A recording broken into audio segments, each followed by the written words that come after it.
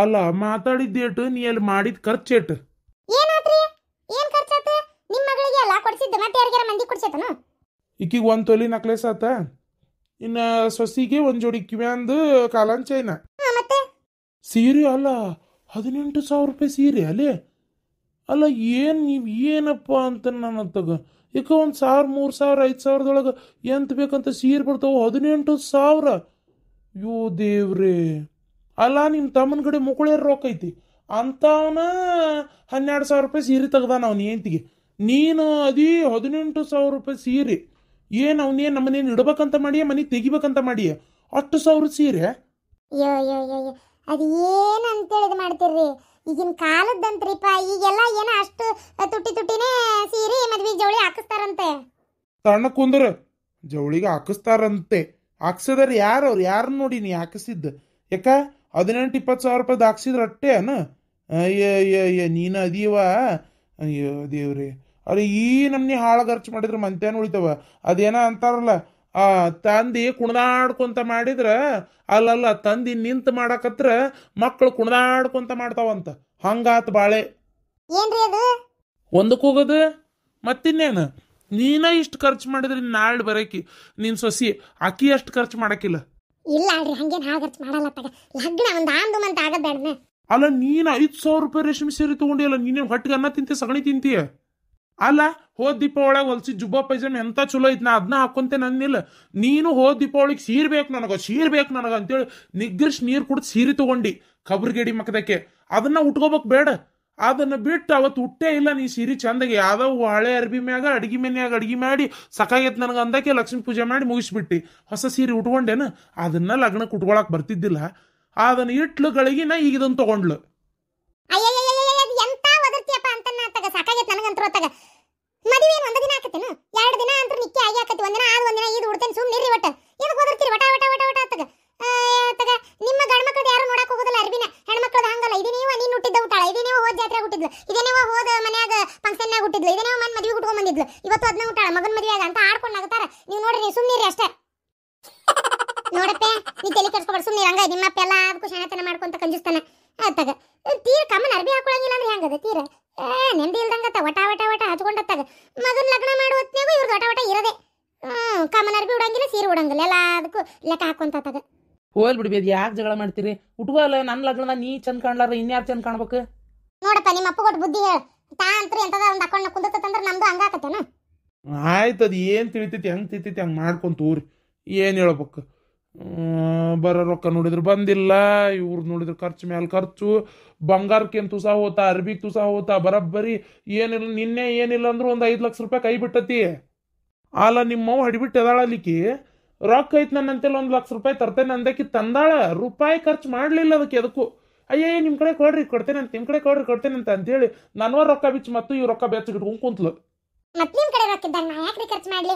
ಅಯ್ಯೋ ನಾ ಏನು ಯಾರಿಗಾರ ಕೊಡಕ್ಕೆ ಹೋಗ್ತೇನೆ? ಇರ್ತಾವಾಳ ಎದಕ್ಕಾರ ಬೇಕಂದಾಗ ಖರ್ಚು ಮಾಡಕ್ ಬರ್ತೈತಿ. ಅನ್ನೋ ಅಪ್ಪತ್ತಿಗಂದ್ರೆ ಇರ್ಬೇಕು. ಹೆಣ್ಮಕ್ಳ ಕಡೆ ರೊಕ್ಕಿದ್ರೆ ಎಲ್ಲಿ ಹೋಗುದಿಲ್ಲ ತಣ್ಣಗ ತಿಳ್ಕೊರಿ ಅದನ್ನ. ಅಯ್ಯಯ್ಯ ನಾ ಏನು ಇಸ್ಪಿಟಾಡಕ್ ಹೋಗ್ತೇನೆ, ಏನು ಕುಡಿಯಕ್ಕೆ ಹೋಗ್ತೇನೆ ಸೇರಿದ ಅಂಗಡಿಗೆ ಖರ್ಚು ಮಾಡಕ್ಕೆ?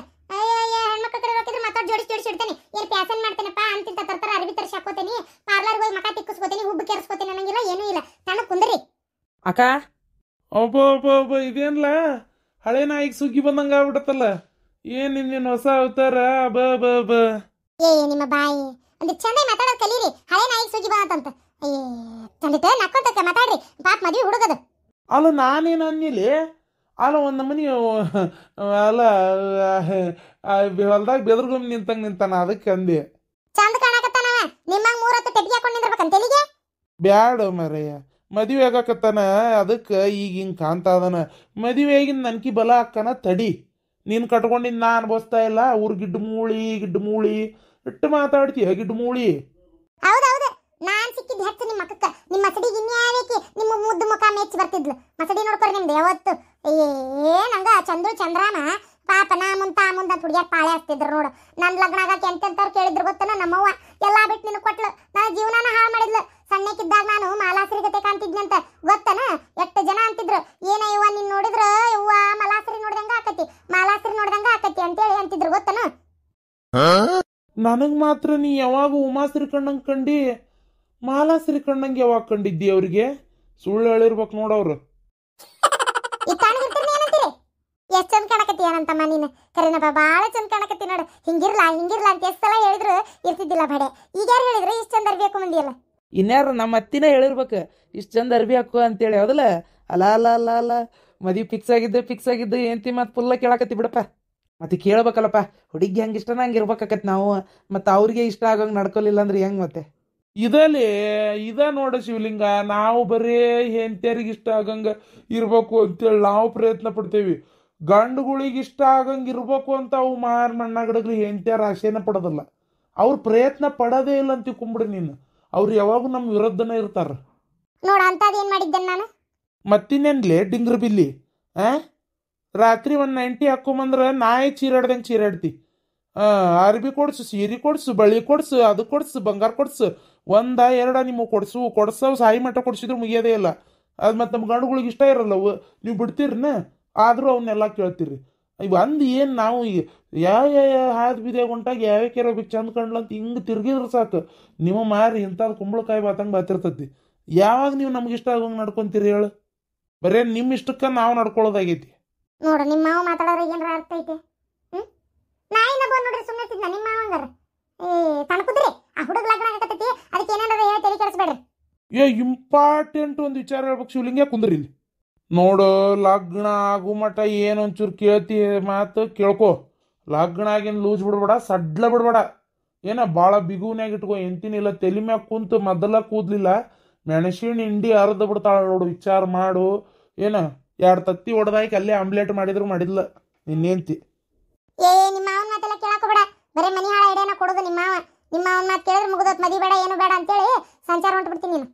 ಅಂತಂದು ಶಿವಲಿಂಗ ನಿನ್ನೆ ನಾನು ನೋಡ್ದೆಪ್ಪ, ನಿಮ್ಮ ಮತ್ತೆ ಒಂಚೂರು ಆಸೆ ಬರಿಕೆದಾಳ ನೋಡ್ಲ ಕರೆನ. ಯಾಕಕ್ಕ ಹಂಗ್ಯಾಕೆ ಅನಿಸ್ತು? ನಾನು ಇದ್ದಿದ್ದವ್ರಿಗೆ ಗೊತ್ತಿಲ್ಲ. ಮಗಳಿಗೆ ಬೈತಾ ಇದ್ಲು, ನೀನು ಜಾಸ್ತಿ ರೇಟಿನ ಸೀರೆ ಹಿಡಿಬೇಕು ಬೇಡ, ನೀ ಯಾಕೆ ಕಡಿಮೆ ರೇಟಿಂದ ಹಿಡ್ದು ನೀನು ಇದು ಏನದು ಬಂಗಾರ ಬೆಳ್ಳಿ ಜಾಸ್ತಿ ತಗೋ. ಒಟ್ಟು ಏನೇನಪ್ಪ ನಮಗೆ ಅವೆಲ್ಲ ಎಲ್ಲಿ ನಿಮ್ಗೆ ಸಣ್ಣ ಸಣ್ಣ ವಿಚಾರನು ಹೇಳಕ್ಕೆ ಹೋಗೋಣ ಒಂಥರ ಸರಿ ಅನ್ಸಂಗಿಲ್ಲ. ಅದಕ್ಕೆ ಒಟ್ಟು ಆಸೆ ಬುರುಕಿ ಮಾತ್ರ ಇರೋದು ಸುಳ್ಳಲ್ಲ. ಗೊತ್ತಕ್ಕ ನನಗೂ.